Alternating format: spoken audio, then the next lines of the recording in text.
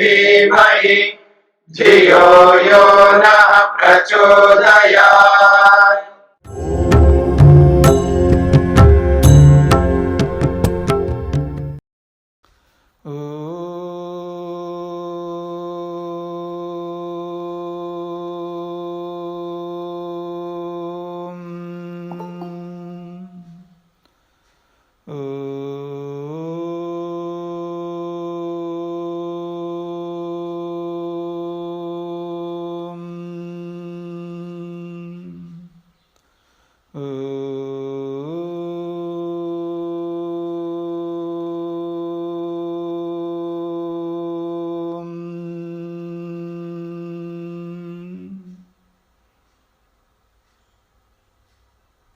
हाँ जी, छांदोग्य उपनिषद द्वितीय प्रपाठक में 11वां खंड प्रारंभ हो रहा है। साम को लेकर के चर्चा हो रही है। म्यूट करके रखिएगा।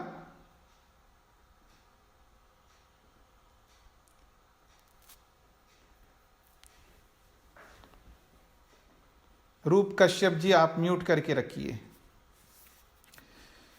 तो मनोहिंकारः वाक् प्रस्तावः चक्षुः उद्गीतः श्रोत्रं प्रतिहारः प्राणः निधनम् एतद् गायत्रं प्राणेषु प्रोतम्। 11वां खंड है, प्रथम श्लोक है। मनः हिंकारः, मन को हिंकार कहा है। वाक् प्रस्तावः, वाणी को प्रस्ताव कहा है। चक्षुः उद्गीतः, नेत्र को उद्गीत कहा है। श्रोत्रम प्रतिहारः, श्रोत्र को प्रतिहार कहा है। प्राणः निधनम, प्राण को निधन कहा है। एतद् गायत्रम प्राणेषु प्रोतम, ये गायत्र नामक साम जो है ये प्राणों में युक्त है, यानी प्राणों से संबंधित है। प्राणेषु प्रोक्तम का मतलब है प्राण संबंधी ये गायत्र नामक साम है। साम जो है अलग अलग हैं, तो भाष्यकार ने यहाँ पर बहुत सारे साम को यहाँ पर लिखा है, उसको आप देख सकते हैं कि गायत्र साम, रथंतर साम, वामदेव्य साम, बृहत साम, वैरूप साम, वैराज साम, शक्वरी साम, रेवती साम, यज्ञीय साम, राजन साम।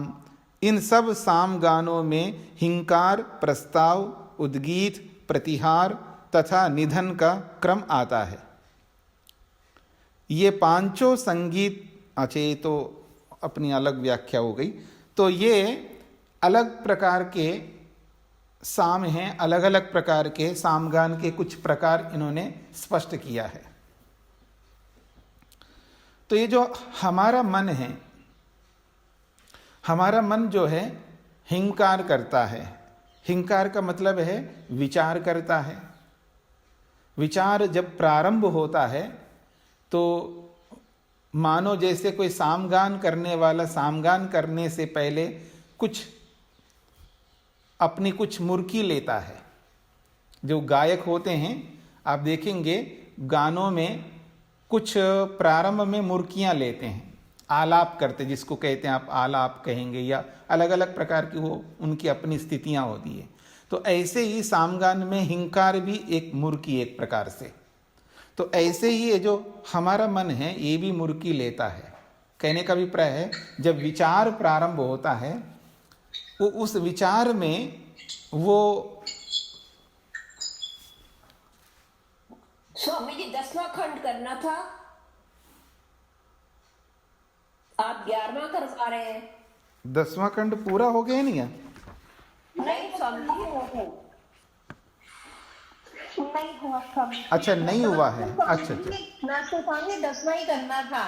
ठीक है ठीक है ठीक है जी, 10वां करते हैं। मैंने ऐसा सोचा कि 10वां हो गया होगा। ठीक है जी, नहीं 10वां करना। ठीक है, अच्छा है आपने किया है।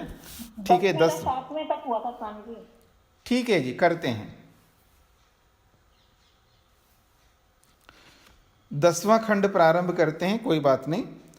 तो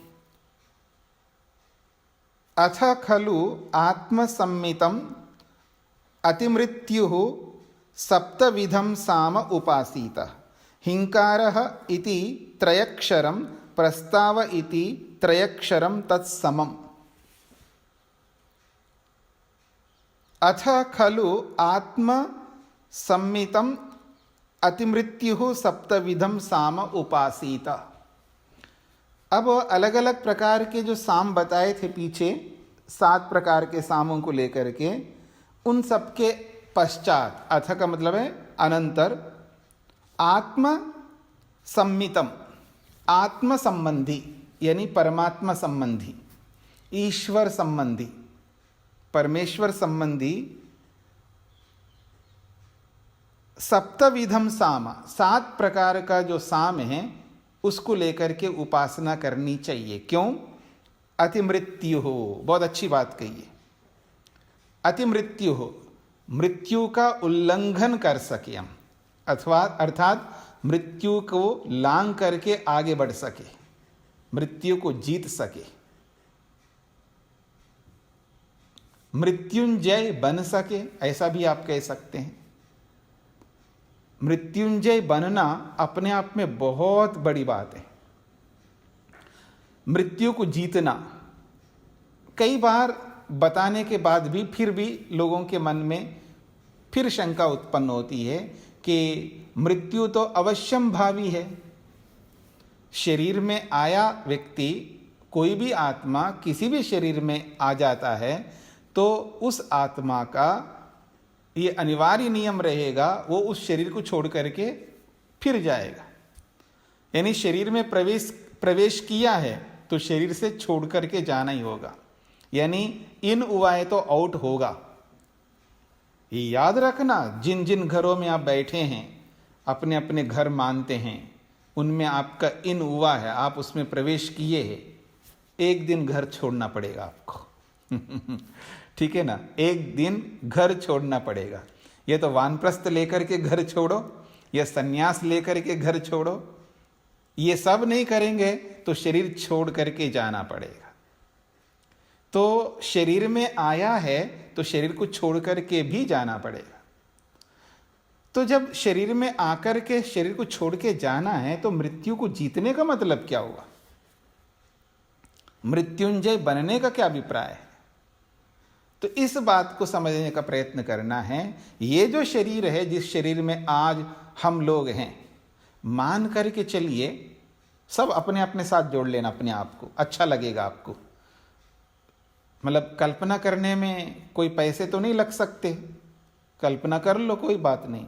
हम सब ने बहुत अच्छा विवेक उत्पन्न कर लिया, जिसे विवेक कहते हैं, और हम सबको वैराग्य भी हो गया है, और हम सब अपने अपने पाप कर्मों को त्याग कर दिए, पुण्य कर्मों से ऊपर उठ करके निष्काम कर्म करने लग गए, और समाधि में बैठकर के ईश्वर का दर्शन करते हुए ईश्वर के ज्ञान, बल, सामर्थ्य, बहुत कुछ ईश्वर के गुणों को अनुभव कर रहे हैं और आनंदित हो रहे हैं, जिसको कहा जाता है प्राप्तम प्रापणीयम। जो पाना था सो पा लिया है, और कुछ पाने योग्य संसार में मेरे लिए कुछ भी नहीं रहा। अब कोई इच्छा नहीं रही मेरी, सारी तृष्णाएं समाप्त, सारी कामनाएं समाप्त। उसको कहते हैं आप्त कामः, आप्त व्यक्ति।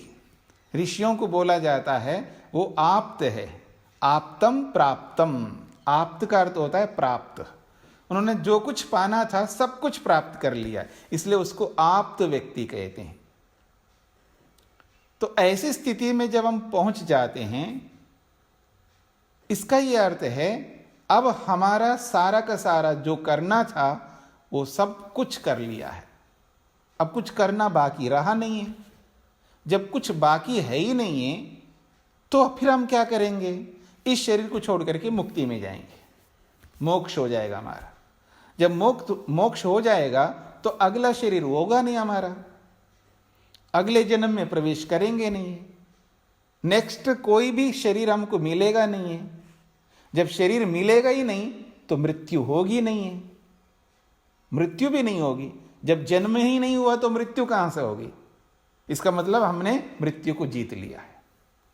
इसको कहते हैं मृत्युंजय, मृत्यु को जीतना। ये है मृत्यु को जीतना। हाँ, ये मत सोचना कि बाबा जी ने बोला मृत्यु को जीतने के बाद ये जो शरीर है इसको मैं छोड़ना नहीं चाहता हूं, नहीं चाहती हूं, इसी में बनी रहूंगी, ये ना छूटे मेरे से। बहुत डर लगता है जब शरीर छूटने लगता है। तो कभी कभी आपको एहसास हुआ या नहीं हुआ? कभी होना चाहिए, क्लिक करना चाहिए, आज की भाषा में कहूं, मतलब डर ऐसा लगना चाहिए आदमी को, क्या हो जाएगा अगर मर जाऊं, ऐसा मृत्यु को देख ले सामने। मैंने तो बोला था ना अभी कुछ समय पहले, मैंने मृत्यु को देख लिया था, मतलब ऐसा बहुत डर लगा था मेरे को, हे भगवान मैं मर जाऊंगा तो ये सब कुछ क्या होगा। ठीक है ना, तो बहुत डर लगता है मृत्यु से। तो ये शरीर तो छूटेगा, इसको कोई रोक नहीं सकता, ना मैं, ना आप, ना कोई और, कोई नहीं रोक सकते। ज्यादा से ज्यादा हॉस्पिटलाइज्ड होकर के वो वेंटिलेटर लगा करके कुछ दिन और जिंदा रख सकते हैं, इससे ज्यादा और कुछ नहीं कर सकते। पर मृत्यु को जीतने का यही अभिप्राय है जो मैंने आपके सामने बोला है। तो यहां कहा जा रहा है अतिमृत्यु हो आत्मसम्मितम अतिमृत्यु हो सप्तविधम साम उपासिता। 7 प्रकार का जो साम है जो आत्मा से संबंधित है। अभी तो आपने बहुत कुछ सामों को सुना है, पर यह ऐसा साम है जो आत्मा से संबंधित है, परमात्मा से संबंधित है। और अतिमृत्यु हो, इस साम को अपनाने से मृत्यु का उल्लंघन कर सकते हैं, अर्थात मृत्यु को जीत सकते हैं। तो कहा जा रहा है ऐसे उस आत्म संबंधी साम की उपासना हम सबको करनी चाहिए। हिंकारः इति त्रयक्षरम, हिंकार में आप देखेंगे 3 अक्षर है, हिम, का और र, 3 अक्षर हो गए ना। तो हिंकार इति त्रयक्षरम, इसमें 3 अक्षर हैं। प्रस्ताव इति त्रयक्षरम, प्र, ता और व, इनमें भी 3 अक्षर हैं। तो तत्समम, इन दोनों में समानता है। तत्समम का मतलब है हिंकार में और प्रस्ताव में समानता है। क्या समानता है? दोनों में 3-3 अक्षर हैं, यही समानता है। और जो अक्षर है ना, संख्या 1 2 3, 3 अक्षर का मतलब है 3 संख्या इसमें विद्यमान है। संख्या एक गुण है, याद रखना। बहुत सारे गुण होते हैं। जब आप वैशेषिक पढ़ेंगे, वैशेषिक दर्शन, उसमें कितने प्रकार के गुण होते हैं, पूरी दुनिया में कितने प्रकार के गुण होते हैं, पूरी दुनिया में कितने प्रकार के कर्म होते हैं, पूरी दुनिया में कितने प्रकार के द्रव्य होते हैं, द्रव्य। तो द्रव्य, गुण और कर्म, ये मुख्य रूप से 3 चीजें हैं। उसके साथ जुड़ी हुई बहुत सारी बातें हैं, लेकिन मुख्य जो है ये 3 हैं, द्रव्य, गुण और कर्म। तो द्रव्य कितने प्रकार के हैं, गुण कितने प्रकार के हैं, कर्म कितने प्रकार के हैं। तो जो गुण हैं, उन गुणों में एक बहुत बड़ा गुण है संख्या। संख्या अपने आप में एक गुण है। और ये जो संख्या है ये द्रव्य के आश्रित रहती है, अर्थात कोई भी गुण स्वतंत्र नहीं रह सकता, कोई भी विशेषता स्वतंत्र नहीं रह सकती, किसी ना किसी द्रव्य के आश्रित रहती है वो संख्या। तो संख्या भी, तो कहा जा रहा है त्रयक्षरम, ये 3 जो अक्षर हैं या 3 ये जो संख्या है, और जैसे हिंकार में 3 अक्षर है यानी 3 संख्या है, प्रस्ताव में जो 3 अक्षर है, 3 संख्या है, ये संख्या अक्षर में है, ये संख्या अक्षर में है। पर ऐसा नहीं है, हाँ याद रखना, अक्षर भी गुण है, शब्द भी क्या है, वो गुण है। ये जो शब्द है ना, अकार, इकार, उकार, मकार, ये सारे के सारे शब्द हैं, ठीक है। तो ये भी गुण हैं, ये गुण भी, ये शब्द भी किसी द्रव्य में रहेंगे,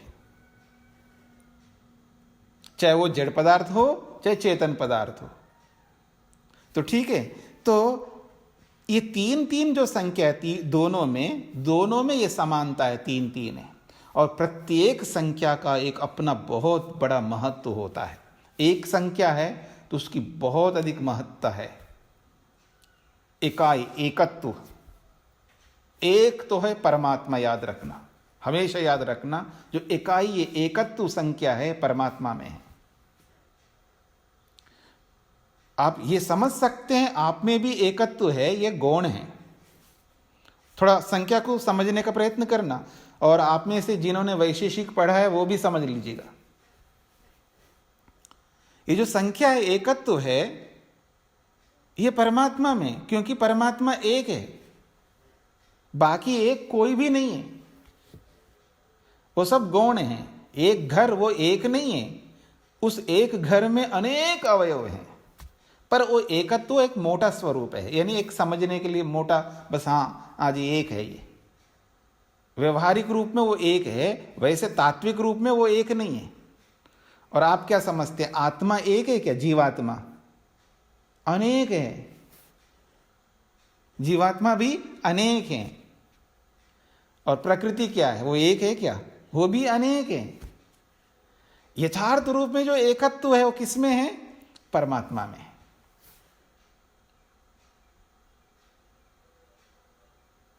स्पष्ट हो रहा है आप लोगों को? आप कहते आकाश भी तो एक ही है, वो तो वस्तु ही नहीं है ना। अभाव में गुण कैसे रहेंगे? समझने का प्रयत्न करना। ये जो अभाव है, अवकाश जो है, आकाश दो प्रकार का है। एक वो अवकाश है, आकाश है, जो पंचमा भूतों के अंतर्गत है, जो प्राकृतिक है, वो आकाश है, वो भी हमें स्थान दे रहा होता है, पर वो एक नहीं है, उसमें भी अनेक अवयव हैं। और रही बात जो शून्य आकाश, अभाव, वो वस्तु नहीं है, वो अभाव मात्र है, वस्तु का अभाव है वो। आकाश का मतलब है जहां कोई वस्तु नहीं है।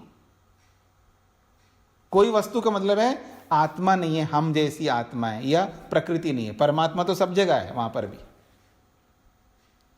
पर हम सब वस्तुओं की दृष्टि से वो जो अवकाश है, जो अभाव है, वो कोई वस्तु नहीं है, इसलिए उसमें गुण नहीं रहेगा। वस्तु नहीं है, जब वो द्रव्य ही नहीं है तो गुण कहां रहेगा? हमेशा जो गुण हैं, ये कर्म हैं, वो वस्तु में होते हैं, अभाव में नहीं होते हैं। तो अभाव अपने आप में कोई वस्तु ही नहीं है। तो इसलिए एकत्व जो है यथार्थ रूप में वो परमात्मा में, और हम सब में भी है, कोई दोहराई नहीं है, लेकिन ये सब गौण है। द्वित्व जो है आप में भी है, परमात्मा में भी है। दो जो संख्या है आप में भी है और परमात्मा में, क्योंकि दो तभी बनते हैं ना, एक और एक मिलकर के दो होते हैं। तो आत्मा और परमात्मा ये द्वित्व है, दो संख्या है। तो परमात्मा में भी वो द्वित्व संख्या है, यानी दो, या द्वित्व जो गुण है, दो संख्या रूपी जो गुण है, वो परमात्मा में भी है और जीवात्मा में भी है। ऐसी कोई बात नहीं है, प्रकृति के साथ जोड़ेंगे तो प्रकृति में भी होगी वो संख्या, पर एक को छोड़ना पड़ेगा, परमात्मा को हटा के, और अपने आप को और प्रकृति को साथ में जोड़ो तो हम में द्वित्व संख्या है। हाँ, तीन अगर लेंगे तो फिर हम तीनों जुड़ जाएंगे, आत्मा भी, परमात्मा भी और प्रकृति भी। ये जो सत्य है ना, सत्य, आज मैंने एक चर्चा की थी, सत्य की बात की थी। अगर आप में से किसी ने आज के प्रवचन को सुना हो, उसमें सत्य की बात आई थी। स एक है, अम एक है, दोनों के बीच में ती एक और है। सत्य में तीन अक्षर हैं, एक है स और एक है ती और एक है अम। और ती में जो इकार है और अम में जो अकार है, इकार और अकार मिलकर के यकार हो जाता है संस्कृत में, व्याकरण में संधि होकर के। तो फिर स ती अम मिलकर के सत्यम बनता है। और सा जो है वो परमात्मा है, और अम जो है वो जीवात्मा है, और ती जो है वो प्रकृति है।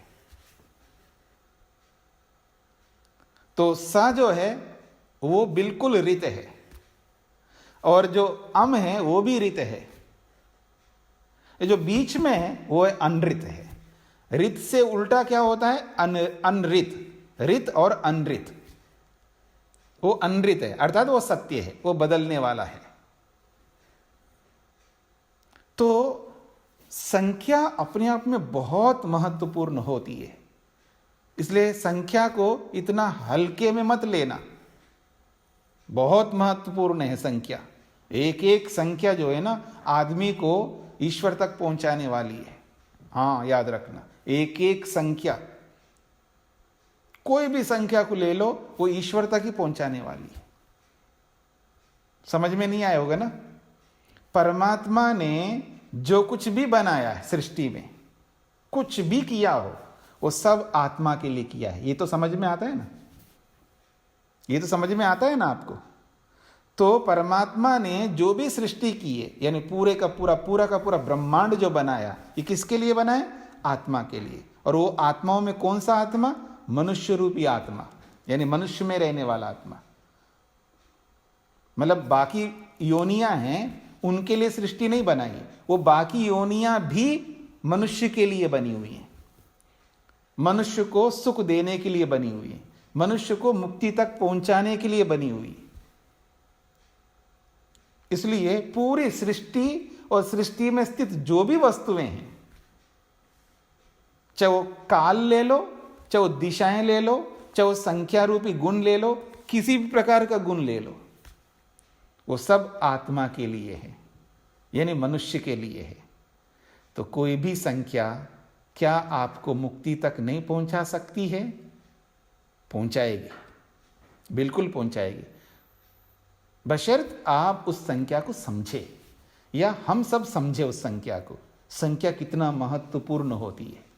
कोई भी संख्या को ले लीजिएगा, वही संख्या जो है हमें परमात्मा तक पहुंचाने वाली। ये दृष्टि हमको बनानी पड़ती है, ये दृष्टि हमें बनानी पड़ती है। उस दृष्टि से उस संख्या को देखेंगे तो बिल्कुल जैसे कोई व्यापारी होता है ना, उसका माल जब जा नहीं रहा होता है, कस्टमर्स नहीं मिल रहे उनको, और जो भी उनको सप्लाई करता है वो सब उसके सामने आ नहीं पा रहे, संपर्क नहीं हो पा रहा है, और वो बेच नहीं पा रहा है, तो उसके दिमाग में वो जो माल होता है ना, उसको बेचना रहता है। इसलिए जो भी सामने दिखाई देने वाले होते हैं ना, उसको ऐसे दिखाई देते ये लेने वाला होगा।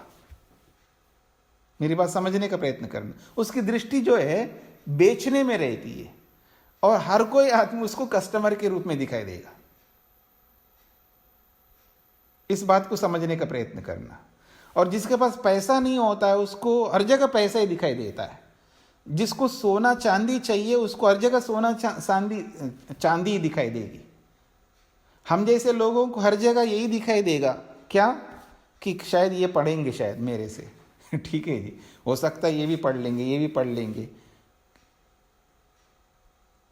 ठीक है ना?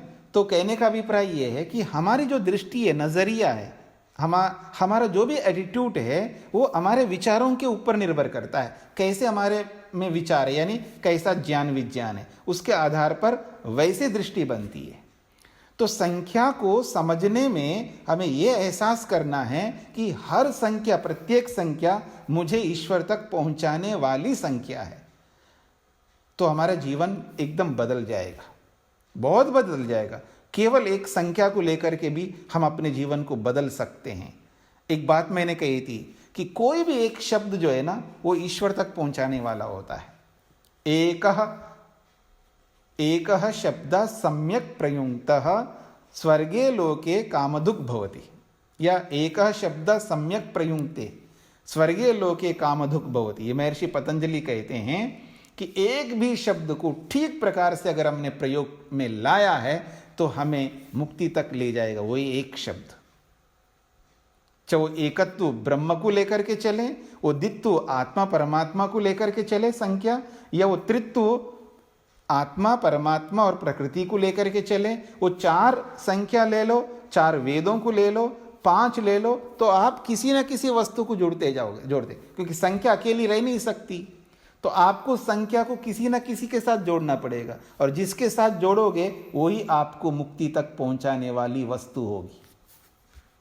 दृष्टि को बदलना होगा, नहीं तो भोग की ओर ले जाएगी। वो जो हमारी दृष्टि है वो भोग की ओर ले जाएगी, या प्रेय मार्ग की ओर ले जाएगी, दक्षिणायन की ओर ले जाएगी, नरक की ओर ले जाएगी, कुछ भी कह सकते हैं आप। तो इसलिए कहा है हिंकार इति त्रयक्षरम, इनमें 3 अक्षर है। प्रस्ताव इति त्रयक्षरम, इनमें भी 3 अक्षर हैं। तत्समम, इन दोनों में समानता है। इन अक्षरों को समझना है, इन अक्षरों में स्थित पदार्थों को समझना है, या इस हिंकार में, प्रस्ताव में स्थित परमात्मा को समझना है। उसको समझ करके अति मृत्यु हो, मृत्यु को तरना है, ये इसका अभिप्राय है। अदिति इति द्वयक्षरम, प्रतिहार इति चतुरक्षरम, ततः इह एकम तत्समम। बड़ी अच्छी बात कही है। देखिए, उपनिषदकार हमें पूरा जीवन सिखाने का प्रयत्न करते हैं, बस सीखने का ललक हमारे अंदर हो। अदिति इति द्वयक्षरम, अदिति में 2 ही अक्षर है, और नहीं, आदि, अदिति नहीं बोला, यहां पर आदि बोला है। आदि इति द्वयक्षरम, आदि में 2 ही अक्षर है, और आ और दी। और प्रतिहार इति चतुरक्षरम, प्रतिहार में 4 अक्षर है। ततः इह एकम, ततः ये जो 4 अक्षर है ना, इन 4 अक्षरों में से एक अक्षर को आप बेचारे आदि को दे दो ना, तो वो भी 3 हो जाएगा। तो 3 हो जाएगा तो तत्समम, तब दोनों समान हो जाएंगे। क्या बहुत बड़ी बात कही है। अगर इसको हमने सीखने का प्रयास किया ना, तो जीवन, बिल्कुल जीवन का उद्धार हो जाएगा। एक भाई है, बहुत पैसा रखता है, एक भाई है डूब रहा है बेचारा, ठीक है ना। तो क्या करो, डूबने से बचाओ, और क्या है, आधा पैसे दे दो ना अपना भाई का, इतना कल्याण होगा आपका, बहुत बड़ा कल्याण होगा। हृदय होना चाहिए, हृदय, विशाल हृदय। आप मेरी ओर देखेंगे ना, देख रहे हैं आप, एक बार देखिएगा, हृदय ना इतना सा है हमारा, ठीक है ना। थोड़ा इसको ऐसा बना दो, मैंने दोनों हाथों को ऐसे फैला दिया, अब इससे ज़्यादा तो फैला नहीं सकता, विशाल हृदय बनाना पड़ता है। मतलब कुछ नहीं होता है कि कितना सुकून मिलता होगा उस आदमी को, कितनी प्रसन्नता मिलती है, कितनी शांति मिलती है जब व्यक्ति त्याग करता है। तो जब व्यक्ति त्याग करता है बहुत आनंद मिलता है, और भगवान तो उसको निश्चित रूप से बहुत ऊंचा उठाता है। आप समझ लेना, बहुत इतना ऊंचा उठाता है तो समझना कि उसको सहन नहीं कर पाओगे आप। यानी जब छप्पर फाड़ करके जब मिल रहा होता है ना, आदमी सहन नहीं कर पाता उसको। अचानक किसी को मिल जाए ना, मान लो किसी ने कभी करोड़ नहीं देखा है, बस कुछ लाखों को ही देख पाया, अचानक उसको 1 करोड़ मिल जाए, जिसने करोड़ों को देखा है अचानक उसको अरब मिल जाए, तो उसको संभालना बड़ा मुश्किल होता है। तो ऐसे ही ऐसा सुख भगवान देगा, उसकी कोई, बस ईश्वर पर जिसको श्रद्धा है, विश्वास है, ईश्वर जो है वो न्यायकारी अगर हमने समझा है, तो हमारा जो भी कर्म होगा, हमने जो भी कर्म किए उनका फल मिले बिना जाएंगे कहाँ कर्म। कोई अन्याय होने वाला ही नहीं है। मैं अन्याय कर सकता, आप कर सकते हैं, पर भगवान कभी अन्याय नहीं कर सकता है। इसलिए इन्होंने एक बात कही है, भाई उसमें 2 ही अक्षर है और आपके पास 4 अक्षर है, एक अक्षर उसको दे दो ना, तो उसके पास 3 हो जाएंगे, मेरे पास 3 हो जाएंगे, दोनों समान हो जाएंगे।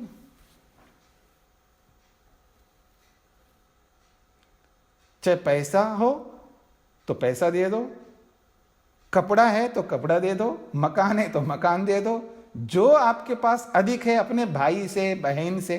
कई बहन लोग जो है परेशान होती रहती हैं, और कई भाई लोगों के पास अपार होता है, बड़े कंजूस होते, देते ही नहीं उनको।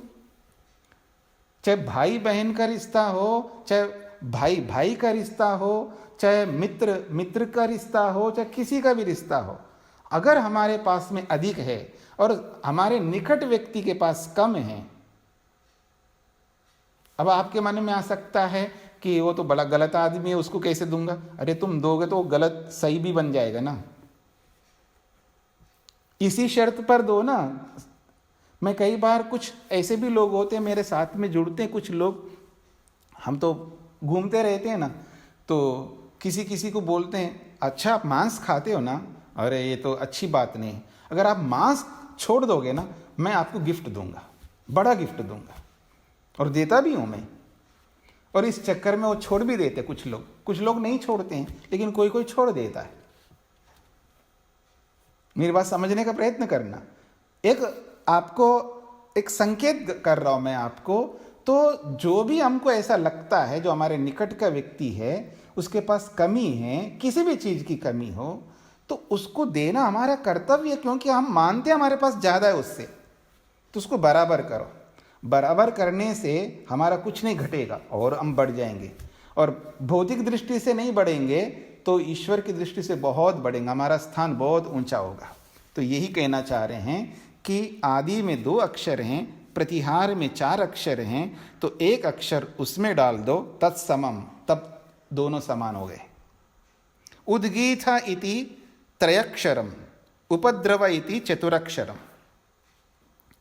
त्रिभिस्त्रिभिः समम भवति, अक्षरम अतिशय्यते, त्रयक्षरम तत्समम। एक और अच्छी बात कही है, तो कह रहे हैं उद्गीत इति त्रयक्षरम, उद गी और था ये 3 अक्षर हैं, और कहा है उपद्रव इति चतुरक्षरम, उपद्रव में 4 अक्षर हैं, त्रिभिः त्रिभिः समम भवति, दोनों को 3-3 कर दो तो समान हो जाएंगे, तो एक अक्षर को हटा दो, एक अक्षर को निकाल दो अपने में से, दोनों को समान रहना हो ना, अपने आप को नीचे डाउन में ले आओ। बड़ी बात कही है। क्या है, दूसरे को साथ में ले जाने का क्या उपाय बताया जा रहा है, देखिएगा, समझने का प्रयत्न करना। संगच्छध्वम संवदध्वम संवो मनांसी जानताम। वेद क्या उपदेश करता है, ऋग्वेद, मिलके चलें।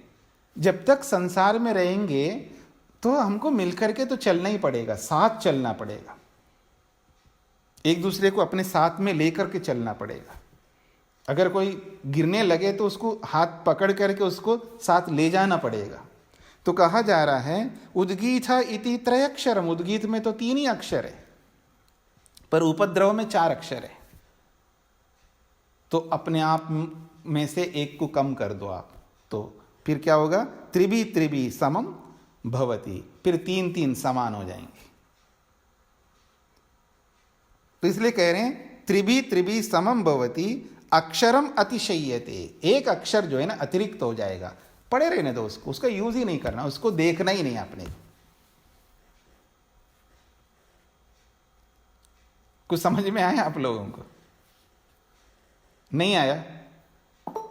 मान लो 2 भाई हैं, 2 भाई हैं, एक के पास जो है 3 करोड़ है, ठीक है, एक के पास 4 करोड़ है, और दोनों साथ ही रहना चाहते हैं, अलग रहना नहीं चाहते हैं, पर 1 करोड़ ज्यादा है, क्या करें?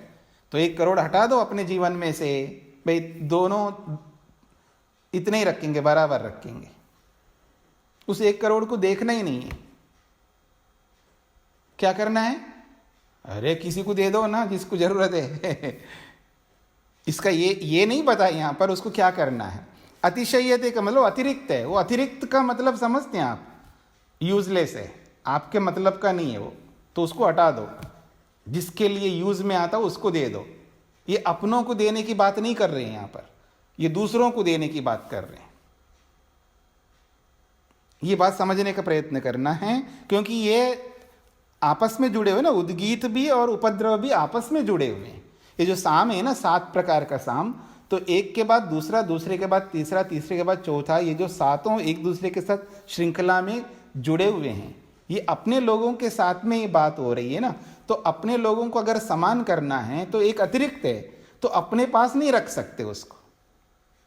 अपने पास रखेंगे तो फिर भी 4 हो गए ना। आप भले यूज नहीं कर रहे हो लेकिन आपके पास ही है, तो माना यही जाएगा ना, आपके पास ही है, वो आपका ही माना जाएगा। अपने पास रखना ही नहीं, हटा दो, तो दोनों समान रहेंगे। इसलिए कहा अतिशय थे, वो अतिरिक्त हटा दो अपने जीवन से। इस समझ पैदा करना, संख्या को समझने का प्रयत्न करना जी। संख्याओं के साथ साथ कि जीवन शैली को भी समझाया जा रहा है कि कैसे साथ रहना पड़ता है, एक दूसरे को साथ लेके कैसे चलना पड़ता है। क्योंकि याद रखना मेरी बात को, अकेला जब समाधि लगेगी तो अकेले की लगेगी, वो अलग बात है। पर समाधि लगने से पहले, विवेक वैराग्य होने से पहले बहुत लोगों के साथ चलना पड़ता है हमको। उसके बिना यम और नियम का पालन हो ही नहीं सकता। यम का पालन करना है तो दूसरा साथी चाहिए, उसके बिना यम का पालन नहीं होगा, नियम का पालन भी नहीं होगा। इसलिए बहुत सारे लोगों के साथ रहना पड़ता है हमको। समाज में सामाजिक प्राणी रहना पड़ता है, अकेले अकेले नहीं रह सकता आदमी। जब योग्यता बन गई है, विवेक वैराग्य हो गया, समाधि भी लग गई, तो अकेला समाधि लगाएगा। पत्नी को नहीं लग रही है समाधि तो पति को लग रही है, अब पति लगाता रहेगा। नहीं जी हम दोनों मिलकर के समाधि लगाएंगे, ऐसा नहीं है। और पत्नी को समाधि लग रही है और पति को नहीं लग रही है समाधि, तो कोई बात नहीं, तुम लगा लो। अरे उसको भी नहीं लग रही तो मैं क्यों मैं भी नहीं लगाऊंगी, यहां काम नहीं चलेगा। तो जब तक संसार में रहते हैं, संसार से जब उठ जाता है व्यक्ति, अधिक योग्यता आ जाती है, यानी उस स्थिति में पहुंच जाता है, उस स्थिति में तो अकेले को जाना पड़ेगा। तो उस अकेले को जाना इसलिए पड़ता है या अकेला इसलिए जाता है, वो सब मिलकर के उसको पुश करते हैं, उसको उस योग्यता को दिलाते हैं। ये समझने का प्रयत्न करना मेरी बात को। जैसे उदाहरण के लिए, जैसे आजकल अलग अलग रियलिटी शोज होते हैं ना, गाने के, डांस के, उसके इसके दुनिया भर के होते रहते हैं। तो उसमें जो भी व्यक्ति भाग लेते हैं, वहां तक पहुंचने के लिए, टॉप 10 में पहुंचने के लिए कितना मेहनत करते होंगे। तो वहां तक पहुंचने के लिए उसके साथ बहुत सारे लोग देते हैं, बहुत सारे उसको सिखाने वाले होते हैं, उसके मित्र होते हैं, उस जैसा ही डांसर और भी लोग होते हैं, उस जैसे गायक और भी लोग होते हैं, जो भी आजकल होता है। तो उसको साथ में लेकर के चलते, उसको साथ में सिखाते हैं, करते हैं, वो करते हैं, सब कुछ करते हैं। लेकिन एक स्थिति आती है तो छोड़ना पड़ता है ना उनको। वहां थोड़े साथ में ले जाएंगे, वहां साथ में ले जाएंगे तो ट्रॉफी तो एक ही है ना, एक ही को तो मिलेगा ना, सबको तो नहीं मिल सकता वो। मतलब वहां तक पहुंचने के बाद में सब छोड़ना पड़ता है, फिर अकेले रहना पड़ता है। तो वहां तक पहुंचने से पहले सब आप देखेंगे, सब एक दूसरे के साथ इतना सहयोग करते हैं, एक दूसरे के साथ इतना मिलकर के रहते हैं, जो भी दिखाते हैं हमको। मन में क्या चल रहा है वो ही जाने। पर बाहर से तो ऐसा ही होता है और अंदर से भी ऐसा ही होना चाहिए। ऐसा भी होना चाहिए दोनों को भी एक ही ट्रॉफी दोनों ले ले, ऐसा भी होता है। कई बार होता है ना, खेलों में भी होता है ऐसा। तो ऐसे यहां पर भी हो जाए, उसमें कोई बात नहीं है। लेकिन यहां मुक्ति के प्रसंग में ये भी नहीं हो सकता। ये तो मनुष्यों की अपनी स्थिति है। ईश्वर की स्थिति में मेहनत आप करो और जिसने मेहनत नहीं किया उसको कैसे फल देगा। ईश्वर तो बहुत बड़े न्यायकारी है, जो मेहनत करेगा उसी को फल मिलेगा, जिसने मेहनत नहीं किया उसको नहीं मिलेगा। आप कहते हैं दोनों ने मेहनत किया और दोनों को मिल रहा है, तो दोनों को अलग अलग मुक्ति मिलेगा ना, एक ही मुक्ति में दो थोड़े जाएंगे। उसकी अपनी मुक्ति होगी, इसकी अपनी मुक्ति होगी।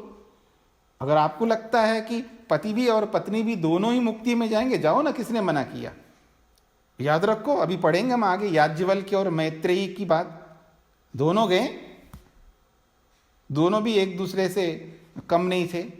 तो कहने का अभिप्राय यह है कि अकेले बनने तक जितने भी लोग सहयोगी होते हैं उन सबको साथ लेकर के चलना पड़ता है। और याद रखना, उसके बिना हम आगे बढ़ ही नहीं सकते। हम अकेले तभी बन जाएंगे जब हम सबको साथ लेंगे। अगर हमने साथ नहीं लिया तो अकेले भी नहीं हो पाएंगे, एकांत सेवन नहीं कर पाओगे। इस बात को समझने का प्रयत्न करना। आप अकेले होकर के एकांत सेवन करना चाहते हो, एकाकी बनना चाहते हो, संभव नहीं है, नहीं हो पाओगे, परेशान रहोगे आप, दुखी रहोगे आप। मतलब आपको वो जो काम करना होता है ना अकेले होकर के, वो नहीं कर पाओगे। मेरी बात को ध्यान से समझने का प्रयत्न करना। मैं थोड़ा आपको कोई हंसा करके या कुछ मनोरंजन की दृष्टि से भले मैं बोल रहा हूं, लेकिन बहुत सूक्ष्म गहरी बात यह है कि अगर हम अकेले होना चाहते हैं, कभी कभी अकेले होकर के कुछ विशिष्ट करना चाहते हैं, वो नहीं कर पाता है व्यक्ति। कारण क्योंकि सबको लेकर के चल नहीं पाता आदमी। जो सबको लेकर के चलने वाला होता है वही एक स्थिति आने पर अकेले हो सकता है, उसके बिना नहीं हो पाएगा। क्योंकि वो जो शांति सबको बांटना होता है, वो जो प्रेम बांटना होता है, और वो ज्ञान बांटना होता है, बहुत कुछ बांटना पड़ता है, दान कर, वो देव बनना पड़ता है। याद रखना, देवत्व आना चाहिए उसके अंदर। मनुष्यत्व में रह करके अकेला होकर के वो काम नहीं कर पाएगा जो उसको करना चाहिए, इसलिए उसको देव बन करके करना पड़ता है। इसलिए पहले सबको साथ लेकर के चलना पड़ता है। ये भी उपदेश बहुत महत्वपूर्ण दिया जा रहा है यहाँ पर। इसलिए कहा है तब त्रयक्षरम तत्समम, तब वो दोनों तीन तीन हो जाएंगे, एक को त्याग करना पड़ेगा, ये बात कही है। निधनमिति त्रयक्षरम, अगली बात, निधनमिति त्रयक्षरम तत्समम एव भवति, तानि ह वा एतानि द्वाविंशति अक्षराणि। तो कहा निधनम, देखिए दो दो जोड़े बता दिया, 7 में से दो दो जोड़े, 3 जोड़े तो हो गए, अब केवल एक ही बच गया निधनम। तो कहा जा रहा निधनम इति त्रयक्षरम, निधन तो 3 अक्षर वाला ही है पहले से। तत्समम एव, वो सबके समान है ही, उसको कोई परेशानी नहीं हो रही, वो सबके समान हो गया। तो इसलिए कहा तत्समम एव, वो सबके साथ उन 3 जोड़ों के समान हो चुका है। इसलिए कहा तानि ह व एतानि द्वाविंशति अक्षराणि, वो ये जो अक्षर बताए गए हैं 7 सामों में 22 प्रकार के अक्षर हो गए। सबको गिनाएंगे आप तो 22 प्रकार के अक्षर होते हैं। बहुत बड़ी बात कही है, अक्षरों को लेकर के, संख्या को लेकर के, और एक जो शिक्षा दी है इन्होंने, ऋषि ने बहुत महत्वपूर्ण शिक्षा दी है। यानी जीवन में जो जीने की शैली है वो अप्रत्यक्ष रूप से बताना चाह रहे हैं यहाँ पर। क्योंकि जो देव होते हैं, ऋषि होते हैं, परोक्ष प्रिय होते हैं। मतलब बात तो वो कहना चाहते हैं लेकिन परोक्ष से कहना चाहते हैं।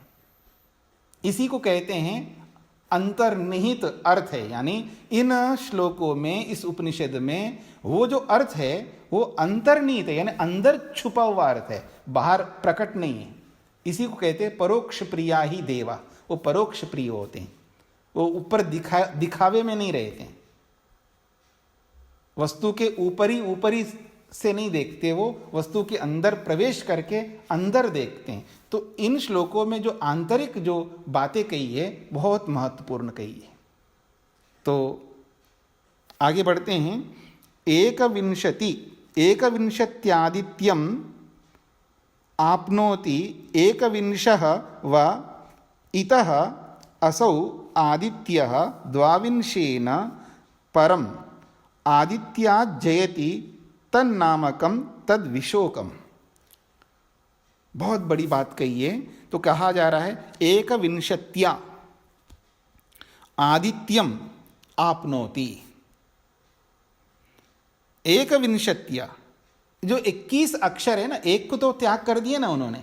वैसे तो 22 अक्षर हैं, क्योंकि सब किसी के पास कम है तो उसको दे दिया, किसी के साथ ज़्यादा है तो उसने एक का त्याग कर दिया। तो 22 में से एक को त्याग कर दिया तो 21 बचे हुए हैं।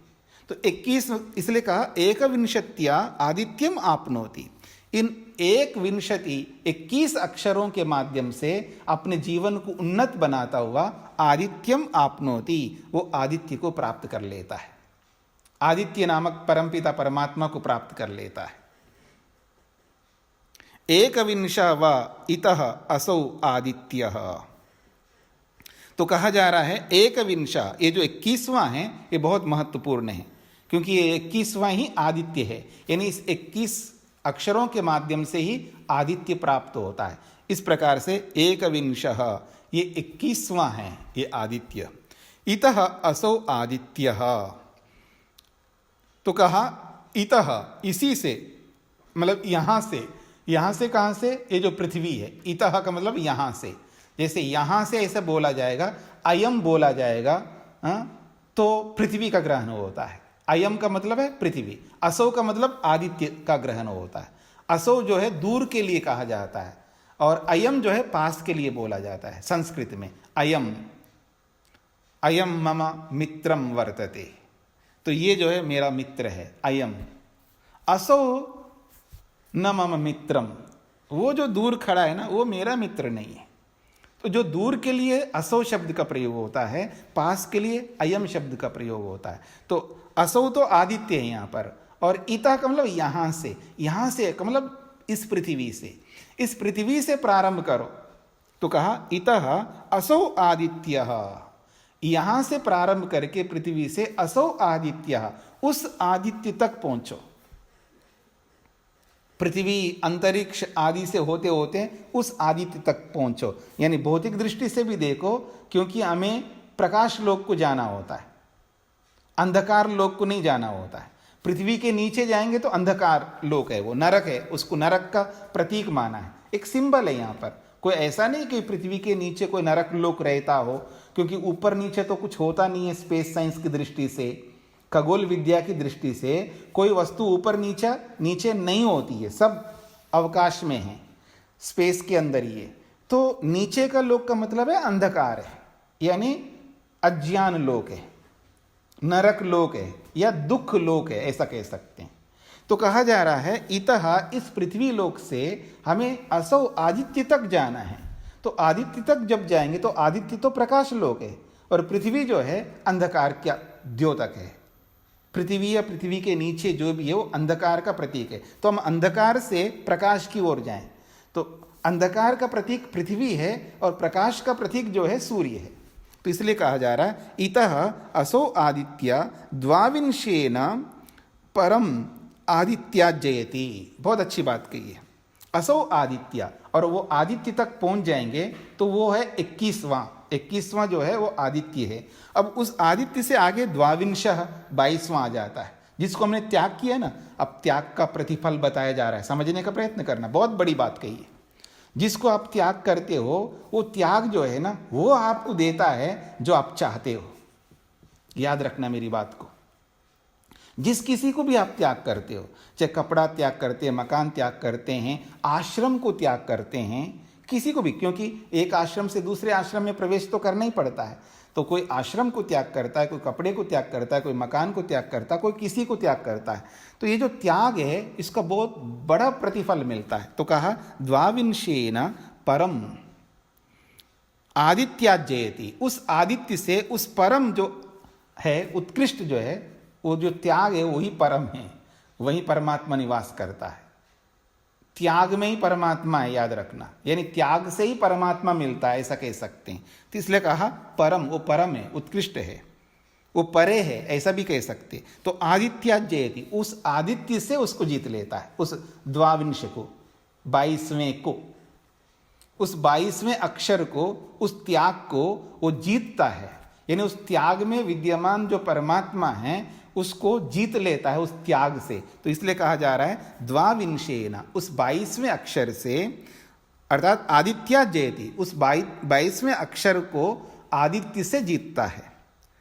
तत् नाकम, वो हो क्या है, वो परम, वो 22वां वो नाकम है। देखिए नाकम, ये न नाकः, आप पढ़ते हैं ना ईश्वर स्तुति प्रार्थनोपासना के मंत्रों में, नाक जो होता है वो सुख होता है। नाक जो शब्द है वो सुख होता है। तो कह रहा नाकम, न अकम नाकम। अकम कहते हैं दुख को, याद रखना। अकम का अर्थ होता है दुख, और न अकम नाकम, न अकम नाकम। कुछ कुछ शब्दों में नकार लुप्त नहीं होता है, नकार हटता नहीं है कुछ जगहों पर। ये व्याकरण में आता है, ये बात व्याकरण में आती है। तो कुछ जगहों पर नकार हटता नहीं है, तो अनेक स्थानों पर आकार हट जाता है और कुछ स्थानों पर आकार हटता नहीं है। तो न अकम नाकम। तो कहा जा रहा है कि अकम का अर्थ है दुख, और जहां दुख नहीं है वो क्या है, सुख है, उसी का नाम है मुक्ति, मोक्ष। तो वो कहा जा रहा है तत् नाकम, वो नाक है, यानी वो मुक्ति है, वो मोक्ष है। तद विशोकम, वो कैसा है, उसकी और एक विशेषता दे दी है, विशोकम, वह कोई शोक नहीं होता। शोक समझते हैं आप? शोक किसको कहते हैं पता है आप लोगों को? शोक वो होता है वृत्तियां, क्लेश जिसको आप कहते हैं, अविद्या, अस्मिता, राग, द्वेष, अभिनिवेश, ये सब क्लेश जो है ये है शोक। जो दुख को देने वाले हैं उसको क्लेश कहते हैं, और क्लेशों को ही यहां पर शोक कहा है। शोकः इति क्लेशः, ऐसा समझ सकते हैं। तो ये जो क्लेश हैं, ये जो शोक हैं, देखिए क्लेश जब होता है, अविद्या जब हमारे में होती है, बहुत दुख होता है, उससे बहुत दुख होता है। अविद्या के कारण से आदमी बहुत दुखी रहता है। तो वो क्या है, वही शोक है, शोकग्रस्त है व्यक्ति। कितना ही समझा दो उसको, वो समझने को तैयार नहीं है। किसी का जवान बेटा चला गया, अब किसी के हाथ में नहीं है, गया तो गया, अब क्या कर सकता हूं मैं? ना मैं कुछ कर सकता हूं, ना आप कर सकते, कोई कुछ नहीं कर सकते। चाहे वो माँ हो, चाहे पिता हो, चाहे बहन हो, चाहे वो भाई हो। आप देखेंगे उनको कितना ही समझा दो, साल भर हो गया हो, वो बेटा चला गया, साल भर हो गया, उसको समझ में नहीं आता, नहीं क्यों गया, ईश्वर ने क्यों किया ऐसा, वो बहुत अच्छा था, ये था, वो था। अब उनका जो भी पैरामीटर है उसके हिसाब से तो बहुत अच्छा था, ठीक बात है। और आप इन्वेस्टिगेशन करके देखो तो भी आपको लग सकता बहुत अच्छा ही है, तो भी जा सकता है, क्योंकि ना आपके हाथ में ना मेरे हाथ में है। किसी के जाने के पीछे बहुत सारे कारण होते हैं, ठीक है ना। जैसे हम अपने हाथों से किसी को दुख दे सकते हैं, यदि मेरी बुद्धि ठीक रहेगी तो मैं किसी को भी सुख दे सकता हूं, और मेरी बुद्धि बिगड़ गई हो तो मैं किसी को भी दुख दे सकता हूं। ये मेरे हाथ में, मैं स्वतंत्र हूं दुख देने में और सुख देने में। तो सारे मनुष्य या सारे प्राणी स्वतंत्र हैं। तो दूसरों की स्वतंत्रता के कारण से, दूसरों के अन्याय के कारण से अगर कोई जाता है शरीर छोड़ करके, तो हम कुछ नहीं कर सकते उसमें। वहाँ परमात्मा भी कुछ नहीं कर सकता, वो हेल्पलेस है परमात्मा, वहाँ कुछ नहीं, हाथ पकड़ करके किसी को रोक नहीं सकता। व्यवस्था ही ऐसी है परमात्मा की। तो परमात्मा की व्यवस्था को, उसके कर्म फल व्यवस्था को या कर्म व्यवस्था को, कर्म थ्योरी को जब तक हम नहीं समझेंगे तब तक इस दुख को हटा नहीं सकते।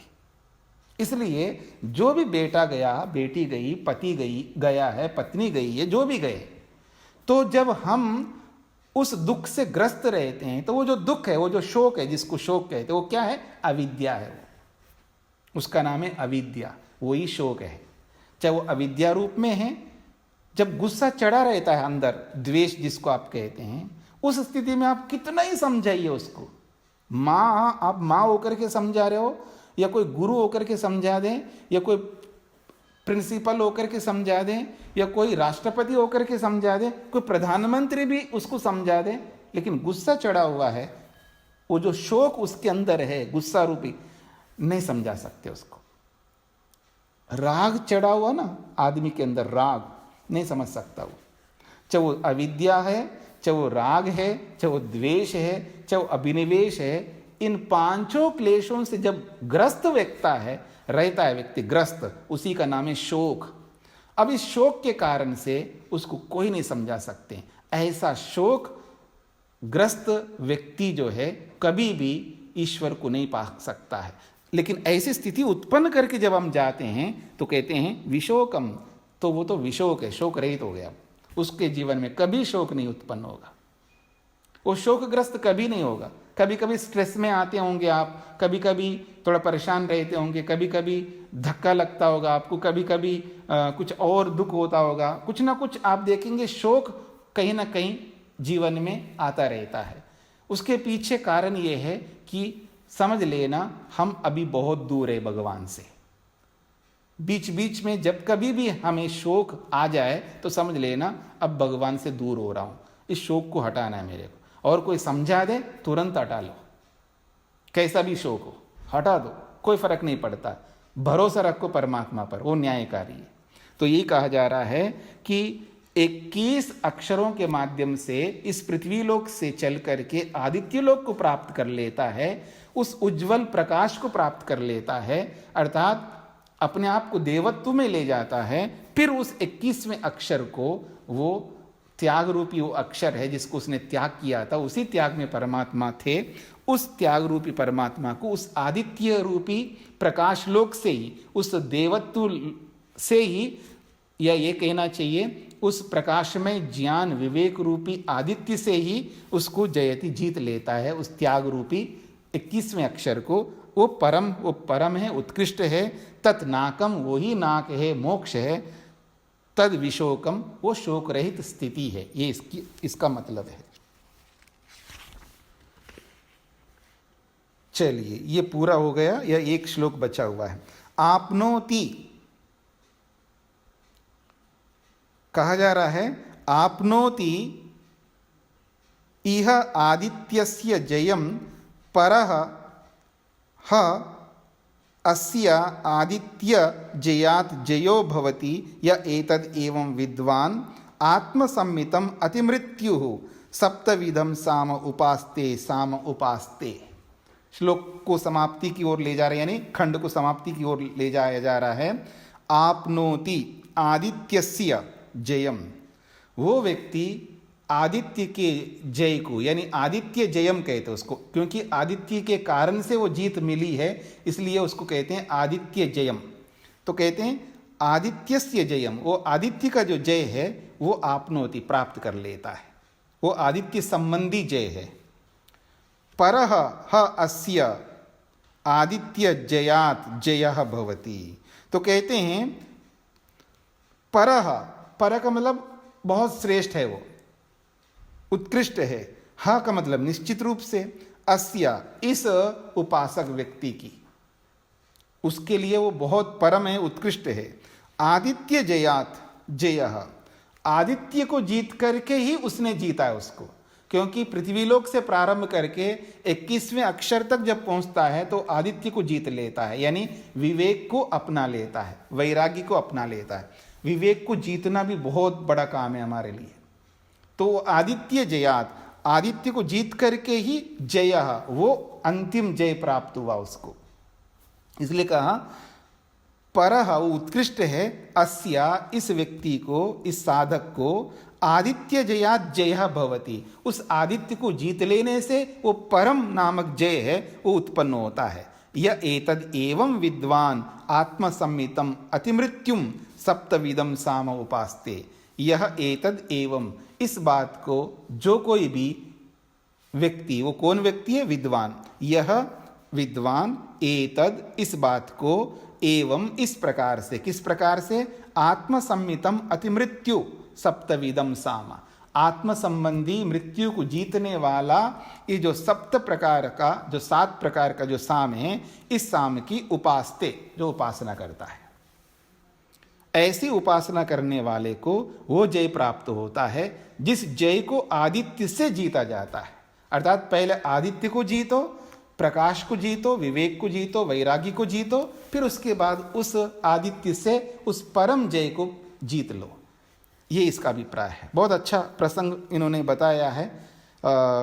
पता नहीं आपको कितना अच्छा लगा, नहीं लगा हो। मेरे को तो बहुत अच्छा लगा, और माता जी को भी धन्यवाद करता हूँ। वो रह जाता अगर किसी ने नहीं बोला हो तो पीछे का अच्छा प्रसंग आपसे रह जाता सुनने से। जी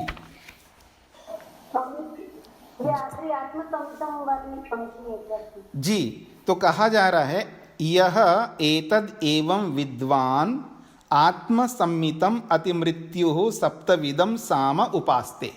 यह विद्वान, जो कोई विद्वान, एतद, इस विद्या को, जो अभी 7 प्रकार के सामरूपी विद्या को, एतद, इस बात को, एवं, इस प्रकार से, किस प्रकार से, आत्मसम्मितम अतिमृत्यु सप्तविदम साम, परमात्मा संबंधी जो कि मृत्यु को जिताने वाला साम है, ऐसे 7 गानों वाला जो साम है उसकी उपासना करता है।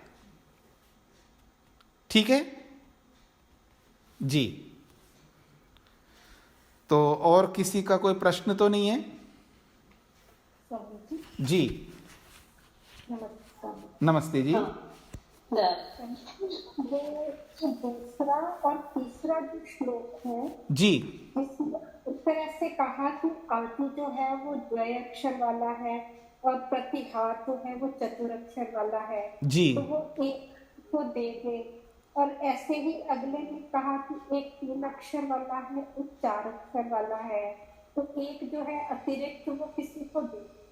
तो ये भाव रूप में समझाया है या शब्दों के रूप में भी ऐसा हो सकता है कि वो उसमें शब्द, वो अक्षर जा करके उस शब्द में कुछ परिवर्तन आ जाए, ऐसा भी? नहीं, शब्दों में तो परिवर्तन नहीं आएगा, क्योंकि जो जैसे कि 2 अक्षर का आदि शब्द तो आदि के रूप में ही रहेगा, ठीक है ना। उसमें एक अक्षर ऐड कर लेंगे तो वो आदि ही रह जाएगा। हाँ, आप अगर व्याकरण की दृष्टि से अगर आप देखना चाहेंगे तो मान लीजिएगा अकार जो है, अगर अकार ही ले, वही उसी के मिलता जुलता अक्षर ले लो तो उसके समान कर दो तो फिर वो उसमें मिल जाएगा। ऐसा अगर क्लिष्ट कल्पना करो तो एक अलग बात होगी, बाकी इस तरह का नहीं है, भाव रूप में ही बताया जा रहा है यहाँ पर, क्योंकि उपनिषद तो वैसे ही भाव रूप है, यानी सार रूप है, सार इसको कह सकते हैं जी। ठीक हो गया? हाँ जी, प्रणाम जी। एक प्रश्न है, जो आपने कहा जो आकाश, एक तो 5 महाभूत का आकाश और एक शून्य को भी बोलते हैं हम आकाश जी, और आपने कहा कि जो अभाव में परमात्मा तो रहता है, आत्मा और कुछ और जो अपना प्रकृति है, विकृति है, वो नहीं रहती। नहीं, तो अभाव में हम परमात्मा को कैसे कह सकते हैं? वो अभाव ही है, मतलब जो आकाश शून्य है वो तो अभाव हो गया, तो स्वामी जी उसको, उसमें परमात्मा को कैसे कह सकते हैं कि परमात्मा तो है उसमें? उसमें का मतलब ये तो केवल भाषा शैली ये है, क्योंकि परमात्मा तो सब जगह पहले से विद्यमान है, ठीक है ना जी। तो उसमें रहता का मतलब है वो कोई वस्तु नहीं है जिसमें वो रह रहा हो। ऐसा होता है, जैसे मैं एक कहूं आत्मा में परमात्मा है, ये कहने की शैली, शब्द ऐसे बोलेंगे, आत्मा, जीवात्मा में भी परमात्मा है, तो इसका ये मतलब है कि उसको छेद करके परमात्मा उसके अंदर प्रवेश किया हो, इसका ये अर्थ नहीं होता है, क्योंकि वो अछेद्य है, अभेद्य है, चाहे जीवात्मा हो चाहे परमात्मा हो, लेकिन उसके अंदर वो एक ऐसा स्वभाव है, वो सब जगह है पहले से, वो सब जगह ही पहले से ही। तो इसको बात को समझना थोड़ा कठिन हो जाएगा आपको, तो कुछ व्यवहारिक जो शब्द होते हैं उन शब्दों को इसी तरह बोला जाता है। जैसे 2 वस्तु मिल गए हैं, अब मिल गए का मतलब मिल गई हैं तो वो ऐसे नहीं मिली हुई जैसे मिलनी चाहिए, एक कथन है पास पास में आ गई, इस तरह आप समझ सकते हैं। तो ठीक इसी प्रकार से परमात्मा शून्य में भी रहता का मतलब शून्य अपने आप में कोई वस्तु हो और उसमें रहता हो, ये नहीं है, इसी को विकल्प वृत्ति कहते हैं।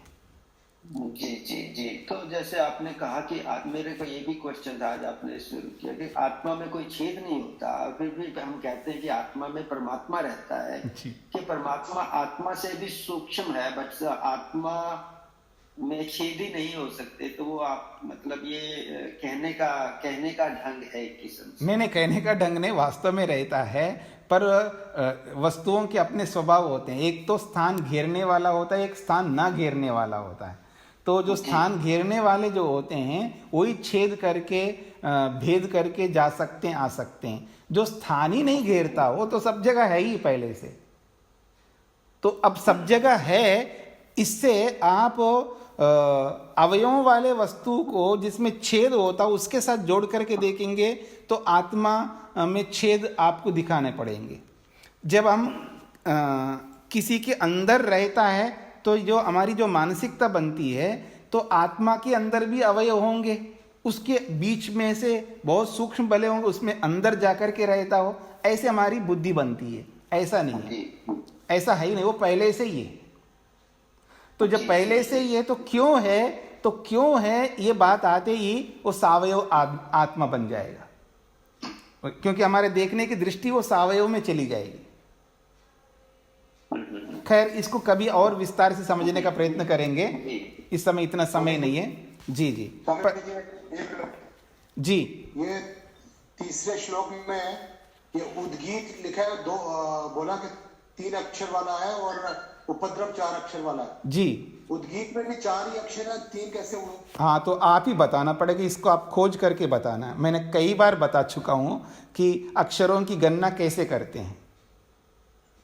अब आप कोई नहीं बताएं आपको, और आपके बगल में बैठी हुई है ना श्रीमती जी, वो भी नहीं बताएं। स्वर लिए जाते, वो अब आप ही बताएंगे उत्तर, फाइनल उत्तर देना कल आप, ठीक है जी। मेरे को बताने में तो क्या 1 सेकंड लगेगा, हाँ जी, लेकिन वो हाँ जी 10 बार बोलूंगा तो भी वो फिर आप 11वें बार फिर शंका आ जाएगा। आप जब आप खुद खोज करके समझ करके जब आप बताएंगे फिर भूलेंगे नहीं आप, ठीक है जी। संस्कृत में थोड़ा वीक है ना, इसलिए पूछ रहा हूं। कोई बात नहीं है, उस वीकनेस को ही तो दूर करना चाहता हूं मैं। जी जी जी, कोई दिक्कत नहीं, वो वीकनेस हटा सकते हैं आप, बिल्कुल आपके अंदर पूरा सामर्थ्य है।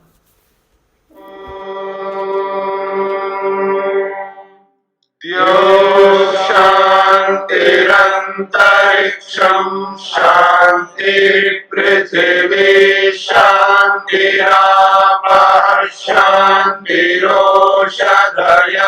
शान्तिः वनस्पतयः शान्तिर्विश्वे देवाः शान्तिर्ब्रह्म शान्तिः सर्वं शान्तिः शान्तिरेव शान्ति क्षमा शान्तिरेधि ॐ शान्ति शान्ति शान्ति